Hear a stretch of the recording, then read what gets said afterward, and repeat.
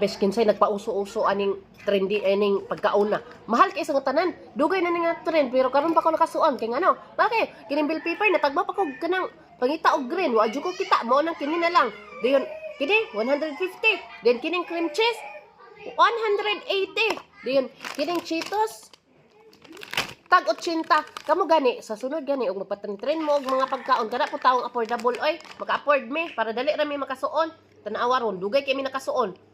Di karon pa mi naka buhat ani nga video. Tanga na to na.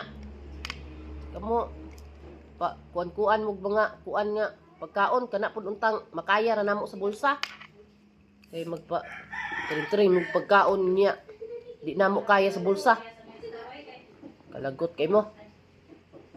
Abi kay mga kwartaan mo. Di mi makasuon dayon sa inyong mga experiment nga mga pagkaon. Iya kami dugay taw na mong tigom-tigom aning kwartaha kay para lang makasabay mi sa inyong trend. Iya karon tanawa ni may laglami ni para dili gansi amo ang kwarta. Gigwa ni lami. Saon ta man. Tangan day na tong Cheetos nga mahal. Abi man akong tag 30 ra ning Cheetos, tag 20. Kaya ha? Lami bak pagkaha ni nga pula man ni akong palit katumang green ang nagtrend. Nagtrending sa mi ay. Tangan na to na. May laglami. Unta lami para di sayang ang kwarta.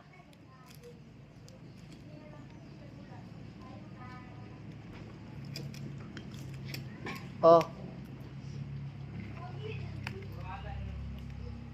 Sige mo pa-trend og pagkaon.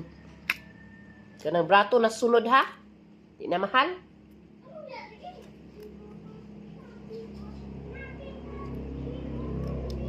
Di nga na to ni og lami ba ni? Oh, dara. Anis review ko ani pero noon lahi ni siya. Pula. Okay.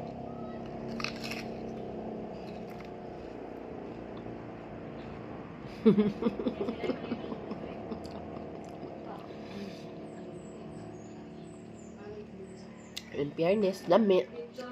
Mawala ang kuan lasa aning kuan ay.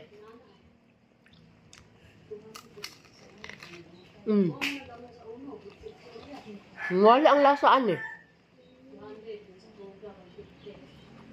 Lami. Lami siya. Sulayan ninyo. Mahal-mahal lang yun. Ako, mama.